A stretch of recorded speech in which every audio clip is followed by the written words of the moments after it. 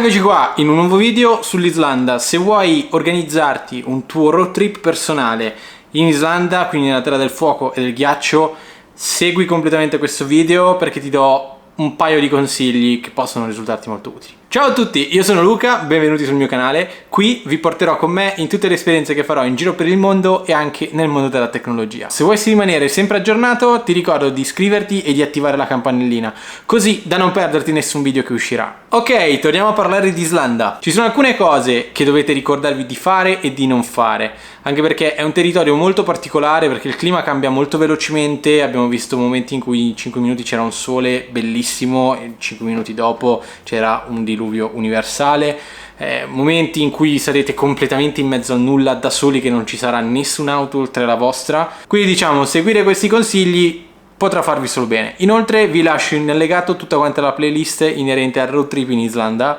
così se avrete voglia prima di partire potrete seguirvela, potrete vedervi tutte quante le cose che abbiamo visto e che abbiamo vissuto, e anche eventuali consigli ulteriori che magari mi sarò dimenticato in questo video, ma che sicuramente troverete all'interno di quei video. Primo consiglio: assolutamente, ma proprio assolutamente, comprate, o meglio noleggiate un 4x4.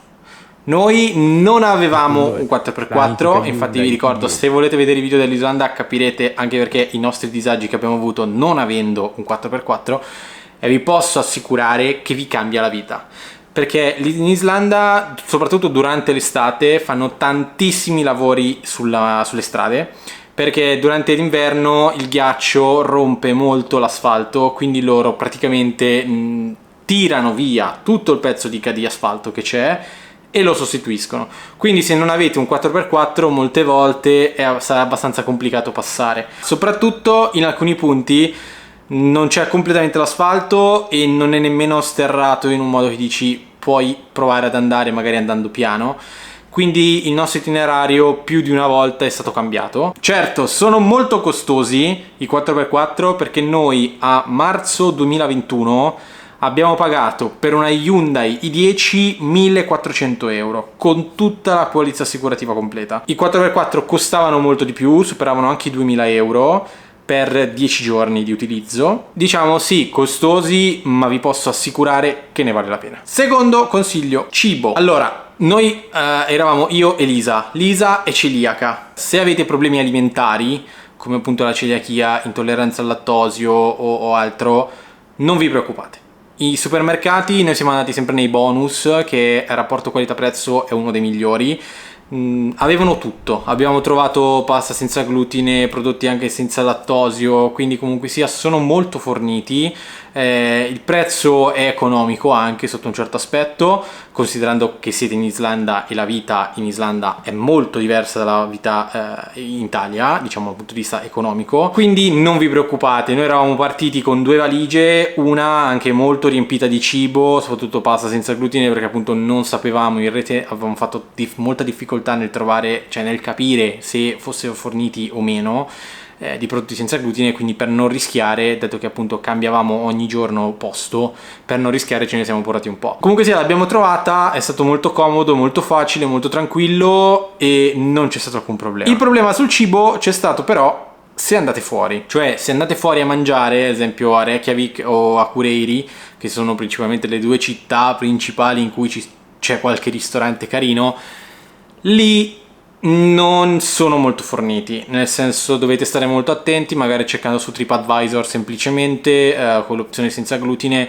Vi dicono che hanno l'opzione senza glutine, però purtroppo molte volte non sono forniti. Ad esempio nel video in cui tornavamo del Golden Circle, comunque sia, siamo andati a mangiare in un posto dove dicevano che aveva il cibo senza glutine, poi siamo arrivati lì, dato che c'era una sorta di festa, hanno ridotto il menù e non avevano più niente senza glutine, però non lo sapevamo. Quindi, che dire del cibo, tranquilli, se volete andare sempre solo al supermercato. Se dovete andare fuori cercate di stare attenti. Terzo consiglio, che si ritorna al primo, cioè alla questione del 4x4. Se non volete prendere un 4x4 perché vedete comunque sia che i prezzi sono molto alti, State il più possibile nella ring road, perché comunque sia quella è sempre asfaltata, sempre tenuta benissimo, le strade in generale in Islanda sono tenute benissimo, anche se vabbè qualche pezzo può capitare che sia senza asfalto, ma comunque sia è come quando qui in Italia rifanno una strada, quindi comunque sia l'asfalto c'è, ci sono qualche ciottolo, ma nulla di che. Cercate di uscire il meno possibile, però andando piano, magari nei punti più turistici. Ora anche quando siamo andati noi stavano facendo dei sentieri, comunque sia c'è delle strade più sterrate, quindi comunque sia se andate piano, anche se non prendete un 4x4 ce la potete fare, però come ho detto nel consiglio 1, se potete prendete un 4x4. Quarto consiglio, tenere d'occhio le guest house, cioè non tutte le guest house hanno la cucina,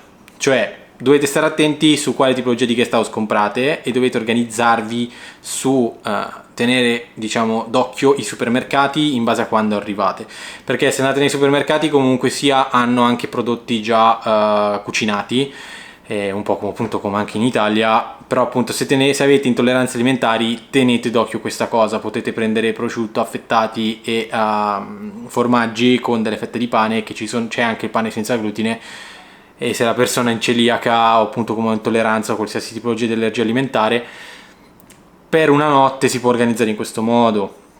Lì dovete un po' gestirvi voi cosa preferite fare, cosa non preferite fare, se preferite pagare un po' di più, trovarvi la guest house con la cucina, ma in alcuni luoghi proprio non ce ne sono, quindi lì sta un po' al senso di adattamento.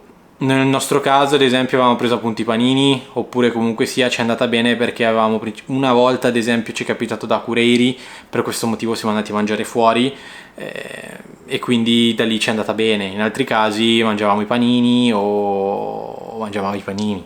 Quinto consiglio, benzina. I benzinai ci sono anche molto distribuiti, però in alcuni punti sono un po' distanti tra di loro, perciò tenete d'occhio il livello della benzina, perché nel nostro caso ad esempio ci è andata bene, avevamo una Hyundai i10, consumava poco e ogni volta che finivamo un quarto di serbatoio, appena vedevamo un benzinaio ci fermavamo 2 minuti proprio, riempivamo e ripartivamo, per dire, proprio perché di benzinai molte volte in alcune zone ce ne sono pochi. Nel caso in cui prendete un 4x4 invece avrete ancora più problemi, perché comunque sia le 4x4 consumano di più, perciò dovrete rifornirvi più frequentemente. Quindi state attenti, tenete d'occhio questo, su Google Maps potete tracciare tutti quanti i benzinai che ci sono e quindi da qui non avete problemi. Però ecco, meglio saperlo piuttosto che arrivare impreparati. Sesto consiglio, abbigliamento. Noi ci siamo beccati un'estate fredda, da quanto dicevano gli islandesi era molto fredda rispetto al solito.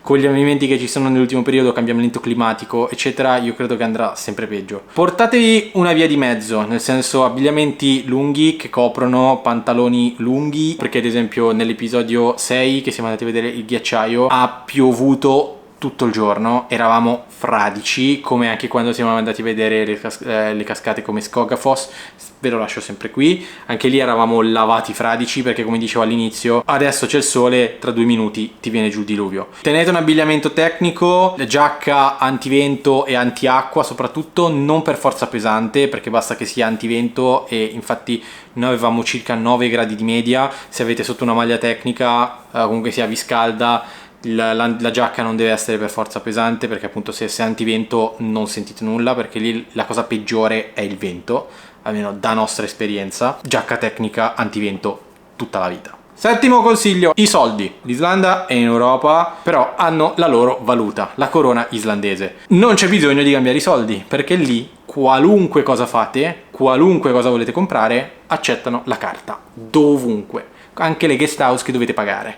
Se ad esempio da Booking dovete pagare la guest house, vi posso garantire da nostra esperienza, noi eravamo in mezzo al nulla, la proprietaria della guest house è arrivata col POS. È arrivata col POS, abbiamo pagato con la carta e stavamo a posto. Quindi non preoccupatevi dei contanti, non preoccupatevi, oddio devo cambiare i soldi, dove lo cambiamo, eccetera.